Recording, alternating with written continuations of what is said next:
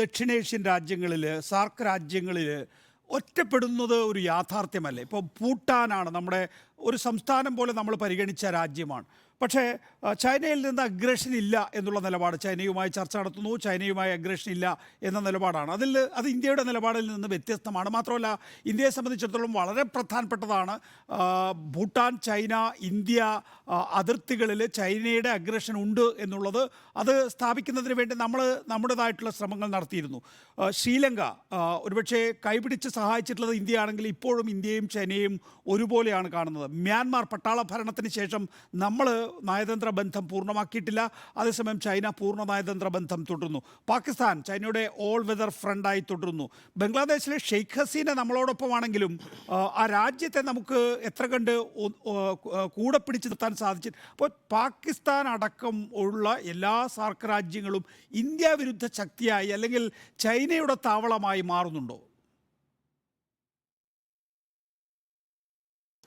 വാസ്തവത്തിൽ ഇപ്പോൾ മാലിദ്വീപ്സുമായിട്ടുള്ള ഈ ഒരു ഫ്രിക്ഷൻ അല്ലെങ്കിൽ ഒരു സംഘർഷത്തെ ഒരു ഇന്ത്യ വേഴ്സസ് മാലിദ്വീപ് എന്ന രീതിയിൽ പോലും നമ്മൾ പറയേണ്ടതില്ല എന്നാണ് ഇരിക്കുന്നത്. പക്ഷേ ഇത് ഈ മുസിയു വന്നതിന് ശേഷമല്ല.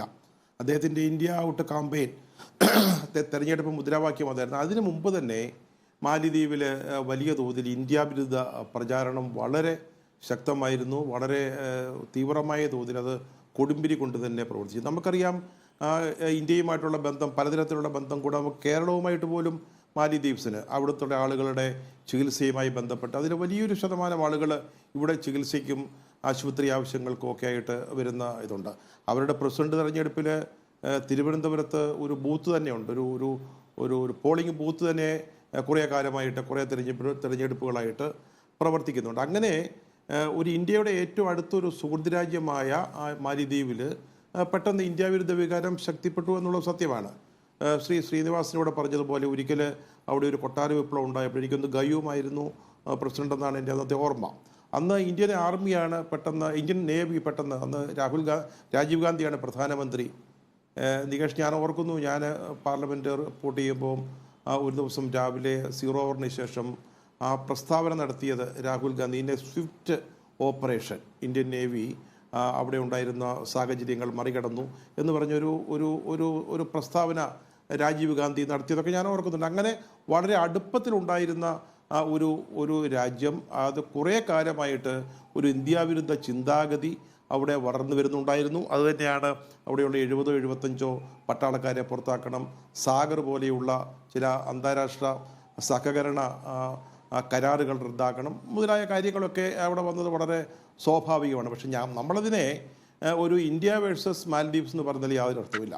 കാരണം ശ്രീനിവാസനോട് പറഞ്ഞ പോലെ ഇന്ത്യയുടെ സഹായം കൂടാതെ, ഇന്ത്യയുടെ സപ്പോർട്ട് കൂടാതെ അവിടെ നിൽക്കാൻ പറ്റുമെന്നതിൽ വാസ്തവത്തിൽ പിന്നെ ഇന്ത്യൻ പ്രധാനമന്ത്രി എന്താ പറഞ്ഞത്?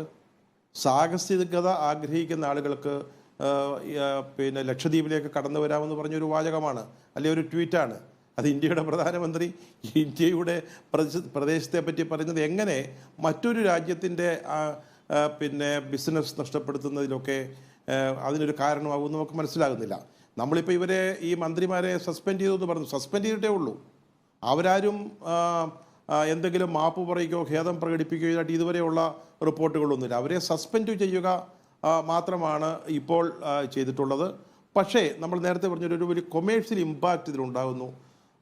റഷ്യയിൽ നിന്നും ഇന്ത്യയിൽ നിന്നുമാണ് ഏറ്റവും കൂടുതൽ സന്ദർശകർ അവിടെ പോകുന്നത്. ഇന്ത്യയിൽ നിന്ന് ഒരു 2 ലക്ഷത്തിലേറെ ആളുകളാണ് കഴിഞ്ഞ തവണ അവിടേക്ക് പോയത്. അതുകൊണ്ടാണ് പെട്ടെന്ന് ഈ ഇമ്പാക്റ്റ് ഉണ്ടാകുന്നത്. പിന്നെ ഇസ്രയേൽ പെട്ടെന്ന് ഒരു ഹാഷ്ടാഗോ അല്ലെങ്കിൽ ഒരു പ്രചാരണവുമായി വരുന്നത് ഇന്ത്യയുടെ ഇസ്രയേലിൻ്റെ കളിപ്പാവ ആണ് മോദി എന്ന് പറഞ്ഞതിനെ തുടർന്നുണ്ടായ ഒരു ഇമ്പാക്റ്റ് ആവാം. ഇതാണ് ഇവിടുത്തെ വാസ്തവത്തിൽ നടന്നുകൊണ്ടിരിക്കുന്നത്. ഇന്ത്യയെ മറികടന്ന് മാലിദ്വീപിന് മുന്നോട്ട് പോകാൻ പറ്റുമെന്ന് നമുക്ക് ഇതുവരെയുള്ള ചരിത്രം പരിശോധിച്ചാൽ സാധിക്കില്ല എന്ന് പറയാം. പിന്നെ നികേഷ് ചോദിച്ച ഒരു കാര്യം വളരെ പ്രധാനപ്പെട്ടതാണ്. നമുക്കറിയാം കുറേ കാലമായിട്ട് ഇന്ത്യക്ക് ചുറ്റുമുള്ള സാർക്ക് രാജ്യങ്ങൾ എന്ന് പറയാം, ഇന്ത്യക്ക് ചുറ്റുമുള്ള മിക്ക രാജ്യങ്ങളും, ബംഗ്ലാദേശ് അടക്കമുള്ള രാജ്യങ്ങൾ, ബംഗ്ലാദേശിന് പോലും ഇടയ്ക്കിടയ്ക്ക് മനംമാറ്റങ്ങൾ ഉണ്ടാവുന്നുണ്ടായിരുന്നു. ഈ രാജ്യങ്ങളെല്ലാം ഇന്ത്യയുമായി ചൈനയെ കണ്ടുകൊണ്ട് ഇന്ത്യയുമായി ഒരു വിരുദ്ധ മനോഭാവം. പെട്ടെന്ന് നമുക്ക് ഏറ്റവും അടുത്ത് നമുക്കറിയാവുന്നത് ശ്രീലങ്കയാണ്. അത് നികേഷ് അതിനെക്കുറിച്ച് വിശദമായിട്ട് പറഞ്ഞു. ഭൂട്ടാനുണ്ട്. ഭൂട്ടാൻ നമ്മുടെ ഒരു സാമന്ത രാജ്യം പോലെ ഒരു പക്ഷേ ഉണ്ടായിരുന്ന ഒരു രാജ്യമാണ്. നേപ്പാൾ, ബർമ്മ ഈ പറഞ്ഞതുപോലെ അവർ ചൈനയുമായിട്ട് പൂർണ്ണ നയതന്ത്ര ബന്ധം, നമ്മളുമായിട്ട് അവർക്കൊരു പൂർണ്ണ നയതന്ത്ര ബന്ധമില്ല. അങ്ങനെ ഒരു വല്ലാത്തൊരു സിറ്റുവേഷൻ എനിക്ക് തോന്നുന്നു മോഡിയുടെ സർക്കാരിൻ്റെ ആദ്യത്തെ 5 വർഷം ആദ്യ ഗവൺമെൻറ്റിൻ്റെ കാലത്തുണ്ടായിരുന്നു.